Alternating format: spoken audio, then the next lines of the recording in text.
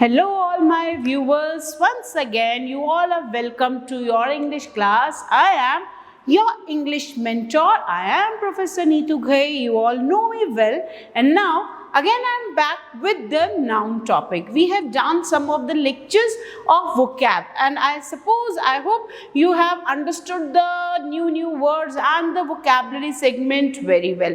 Now coming to the core topic, we were doing the nouns. We have done noun and gender, we have done compound nouns, we have done confusing nouns, and now I am going to give you some important short tricks regarding noun and number. Noun and number, तो ऐसे कौन से nouns होते हैं जो singular में अलग, plural में अलग होते हैं? ऐसे कौन से noun होते हैं जिनका plural बनता ही नहीं है? ऐसे कौन से noun होते हैं जो दोनों ही number में same रहते हैं? Yes, जिनका singular और plural दोनों ही number same रहता है. That today I'll going to teach you. So be ready for the exciting lecture which will be going to start soon. So let's start noun and the number. So students, the next rule for the noun is that there are some nouns which remain same in singular and plural form both. दोनों ही form में वो same रहते हैं. For example, अगर आप कोई भी countable noun लेंगे, countable noun का number change होता है by adding s. जैसे कि boy, अगर singular में boy है तो plural में होगा boys. Okay, अगर singular में man है तो plural में होगा men. क्लियर? हमने और भी कॉम्प्लिकेटेड वर्ड्स की हैं, फिनोमिनो एंड फिनोमिना. तो phenomena is a singular, phenomenon is a singular and phenomena is a plural. That means there is some change in the spelling, in the construction of the word while changing the noun from singular to plural. ये हम कर चुके हैं. Now the next level is कि ऐसे कुछ nouns होते हैं जिनको आप दोनों ही फॉर्म में सेम ही रखोगे. और वो कौन से नाउन्स होते हैं? See, I have given you some of the examples of the same number of noun. Deer, sheep, fish, offspring. ये सारे नाउन सिंगुलर और प्लूरल दोनों ही फॉर्म में सेम फॉर्म रिटेन करते हैं. For example, see, sheep. If the noun sheep is there, sheep कभी भी sheeps नहीं होगा. Mind this. Sheep singular में भी sheep और plural में भी sheep. If you are getting the word sheeps, this is a wrong word. ये कभी भी use नहीं होता है because sheep word remains same in both the numbers, no matter singular, no matter plural. Now, अगर हम example देखें, singular में he saw a sheep. A sheep मतलब one sheep. तो one sheep है, okay. He saw a sheep grazing in the field. तो ये sentence correct है. अब हम अगर इसी का ही plural form देख रहे हैं, he saw 5 sheep. See, अगर आपको एग्जाम में आ रहा है he saw 5 sheeps, so that is a wrong word. 5 हो, 10 हो, 100 हो, 200 हो, many हो, चाहे many भी लिखा है, अगर यहाँ many भी लिखा हो तो भी many के साथ भी sheep, sheeps is wrong. तो he saw 5 sheep, that is correct. तो always remember, sheep word is never used as sheeps in plural. Okay, now the next is fish. Now fish, एक मछली तो भी fish, बहुत सारी मछलियां तो भी fish. Fishes is a wrong word. Now see, the fish live in water. अब यहाँ पे fish correct है, एक fish. Okay, the fish live in water. He sells 7 fish.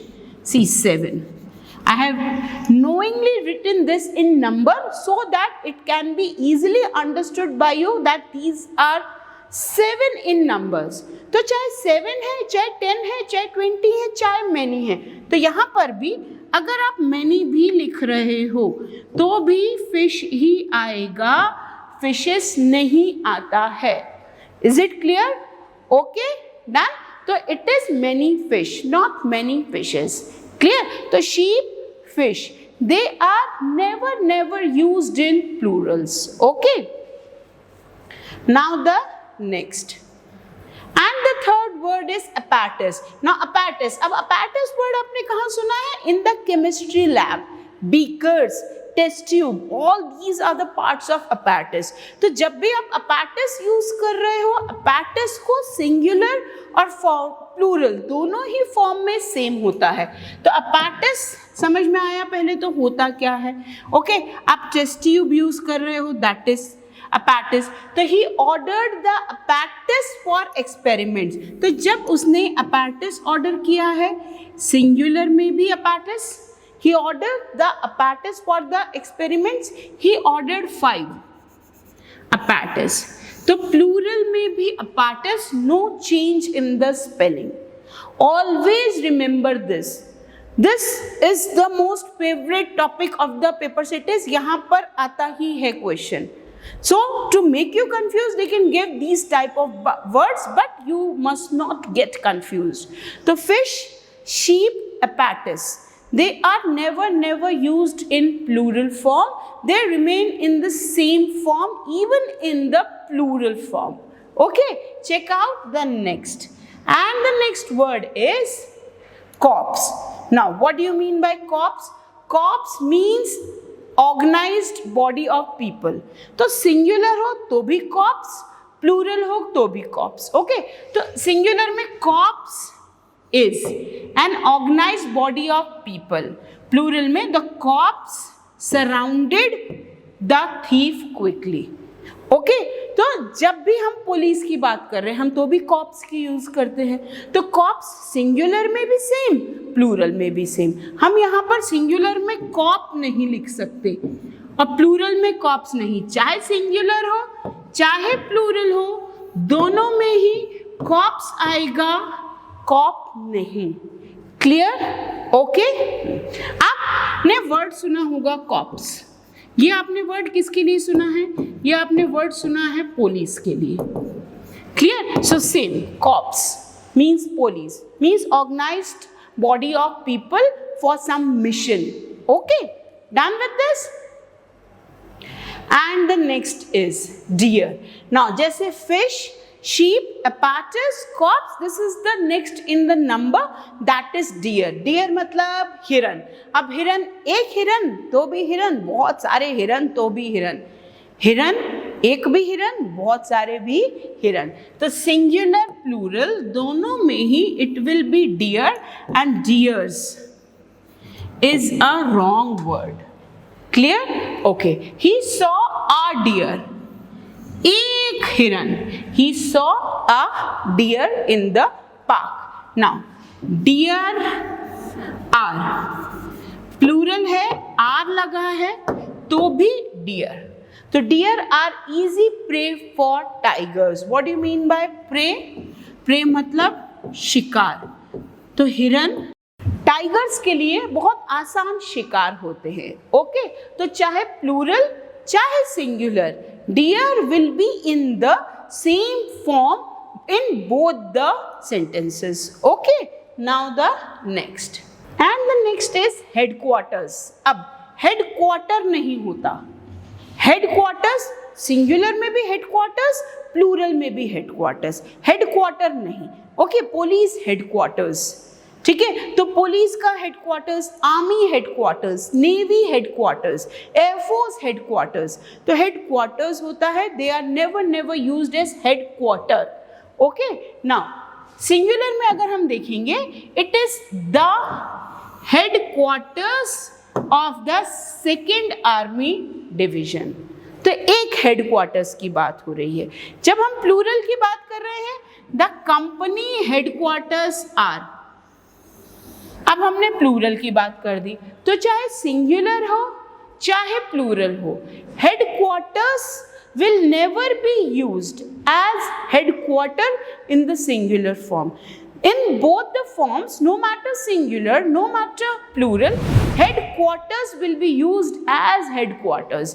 एक और वर्ड है इसी सेगमेंट में, ऑफ स्प्रिंग.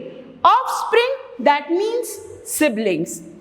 तो ऑफस्प्रिंग भी जब भी आप ऑफस्प्रिंग यूज कर रहे हैं, ऑफस्प्रिंग चाहे सिंगुलर हो चाहे प्लूरल हो, offspring, no matter singular, no matter plural, it will be used as offspring only। इसको s लगा के आप इसका प्लूरल नहीं बना सकते। So note down all these words as these words remain in the same form in both the form, singular form and plural form। तो I suppose ये same number वाला confusion अब कभी भी नहीं होगा। Okay, check out the next। So noun and number अब बहुत अच्छे से clear हो गया है। Now get ready for the next thing, and the next topic is noun and the case। Now what do you mean by noun and the case? Case क्या होता है? Case means possessive case। अब पहली बात तो ये समझिए possessive case means what? Possessive word बना है possession। Now when we talk about possession, possession मतलब मालिकाना अधिकार, right over something, किसी भी चीज के ऊपर हमारा possession होना, किसी भी चीज के ऊपर हमारा मालिकाना अधिकार होना। तो जब भी हम पोजेशन की बात करते हैं तो वो मालिकाना अधिकार की बात करते हैं। जब हम नाउन एंड केस की बात करते हैं तो नाउन एंड केस में the most important is possessive case. Possessive case बना है पोजेशन से। तो नाउन एंड केस, पहली बात तो बनता क्या है, दूसरी बात इसका मीनिंग क्या होता है। तो just check out what do you mean by possessive case. अब पोजेसिव केस में पोजेसिव केस में जब अगर मैं यहां लिख रही हूं पोजेसिव केस, पोजेसिव केस मतलब किसी भी चीज के ऊपर हमारा मालिकाना अधिकार। अब अगर मैं यहां लिख रही हूं इट इज माय पेन, ये मेरा पेन है। ओके, अब ये मेरा पेन है। अगर मुझे माय की जगह कोई नाउन यूज करना है तो मैं क्या लिख सकती हूं, Rahul's pen. It is Rahul's pen. अब राहुल्स पेन ये क्या हुआ, दैट मीन्स ये पेन किसका है, राहुल का। So this is possessive case of noun. इसको और डिटेल में कैसे करेंगे, चेक इट आउट। तो first of all how you will form the possessive case of noun। तो possessive case form करने के लिए हम यूज करते हैं apostrophe comma, apostrophe comma। अब apostrophe comma that means this is apostrophe comma। apostrophe comma लगता कहाँ है, apostrophe comma लगेगा noun के साथ। now Rahul pen. अब ये क्या हो गया, राहुल एक नाउन है।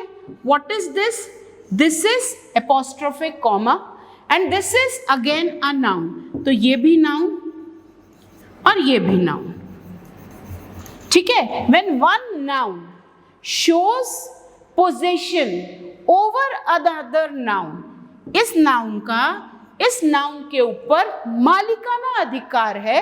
ये कैसे पता चल रहा है, इस एपोस्ट्रोफे एस से। ये एपोस्ट्रोफे एस नाउन में लगा है जो कि नेक्स्ट नाउन के ऊपर उस नाउन का मालिकाना अधिकार बता रहा है। क्लियर। तो जब भी हम पोजेसिव केस ऑफ नाउन बनाते हैं, हम नाउन में एपोस्ट्रोफे केस लगाने के लिए एपोस्ट्रोफे कॉमा लगाते हैं। एपोस्ट्रोफे कॉमा के साथ हम एस लगाते हैं। तो एपोस्ट्रोफे कॉमा मीन्स व्हाट, आप कॉमा लगा के उसके साथ एस लगाएंगे तभी वो पूरा बनेगा। तो apostrophe S is added to a noun to make it a possessive case, and when some noun is used in the possessive case, it shows possession over the next noun। उसके बाद जो भी नाउन लिखा है उसके ऊपर पहले वाले नाउन का, जिसमें हमने apostrophe s कॉमा लगाया था, उसका मालिकाना अधिकार हो जाएगा। कैसे हो जाएगा? See some more example.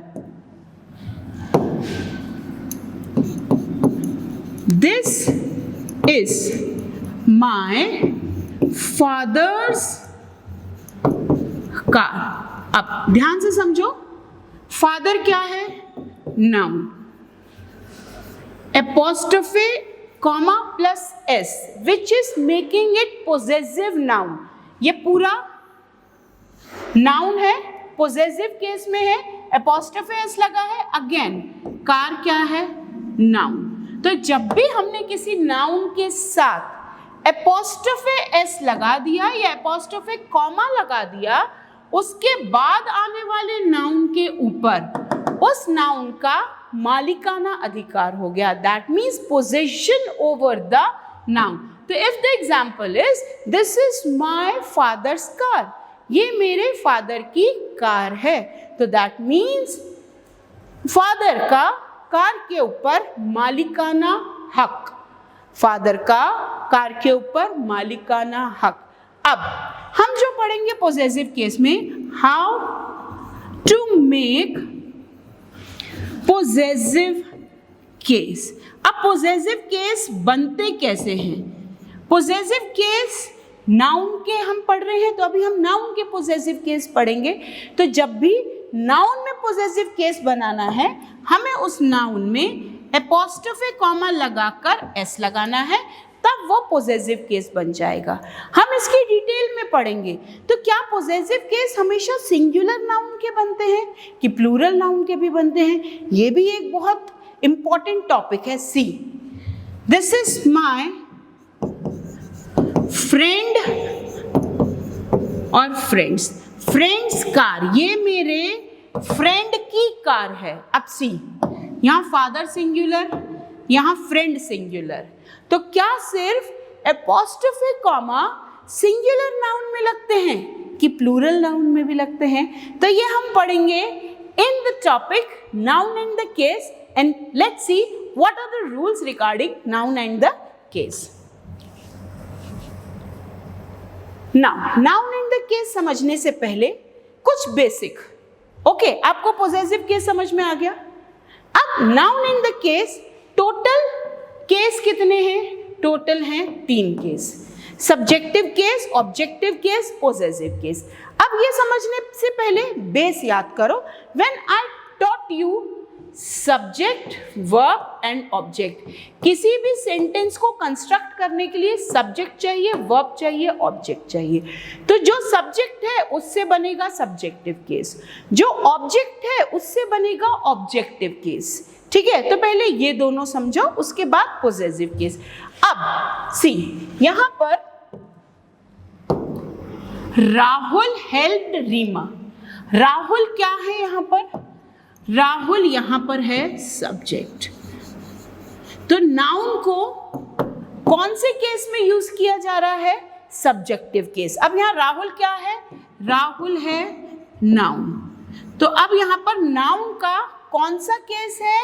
Subjective case, क्योंकि राहुल यहां पर एज अ नाउन सब्जेक्ट का रोल प्ले कर रहा है। अगेन सी, जो मैं आपको बता रही थी, this is subject, this is verb, this is object. Clear? अब सी, check out the objective case. He helped Rima. This is subject, this is verb, this is object. यहां पर he क्या है? pronoun. helped क्या है? verb.